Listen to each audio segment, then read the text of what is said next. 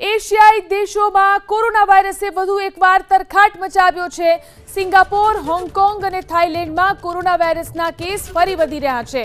કોરોનાના નવા variant LF7 અને NB1.8ના કારણે નવા કેસ ઝડપથી વધી રહ્યા છે।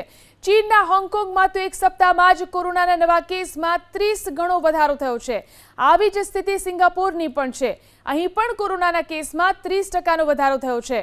હોંગકોંગમાં માર્ચના પ્રારંભે કોરોનાના માત્ર 33 કેસ હતા। આ આંકડો 10મી મેના રોજ 1042 પર પહોંચ્યો હતો। તો થાઇલેન્ડમાં પણ કોરોનાના 71,000 કેસ નોંધાયા છે। નવા વેરિયન્ટ JN1 અને તેના પેટા વેરિયન્ટ LF7 અને NB1.8ને કોરોનાના નવા વેરિયન્ટ માટે જવાબદાર માનવામાં આવે છે। જાણકારોનું માનીએ તો અત્યાર સુધી એવા કોઈ પુરાવા નથી કે આ નવા પ્રકારો વધુ ખતરનાક છે અથવા પહેલા કરતાં વધુ ઝડપી ફેલાય છે। જો કે તેનું માનવું છે કે આ લહેર નબળી રોગ પ્રતિકારક શક્તિ ધરાવતા લોકો ઉપર અસર કરી શકે છે। આ તરફ ભારતમાં હાલ કોરોનાની કોઈ મોટી લહેર દેખાતી નથી। આરોગ્ય અને પરિવાર કલ્યાણ મંત્રાલય અનુસાર 19મી મે 2025 સુધીમાં દેશમાં ફક્ત 257 કેસ નોંધાયા હતા। તો વિશ્વમાં ફરી કોરોનાના નવા વેરિયન્ટે માથું ઉચક્યું છે। ત્યારે કોરોનાના નવા 2 વેરિયન્ટ શું છે અને તેના લક્ષણો શું છે તે ગ્રાફિકના માધ્યમથી જાણીએ।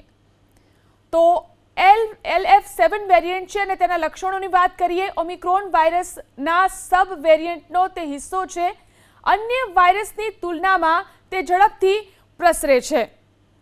વેક્સિનથી બનેલી ઇમ્યુનિટીને આંશિક બાયપાસ કરવા માટે પણ તે સક્ષમ છે।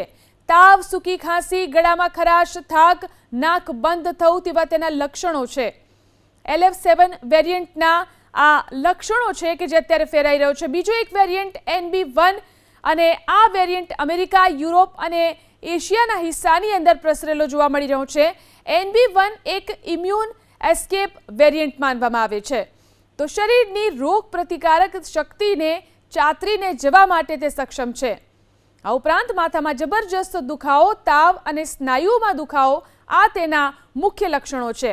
ગળામાં ખરાશ અને લાંબા સમય સુધી ખાંસી પણ તેના લક્ષણો માનવામાં આવે છે।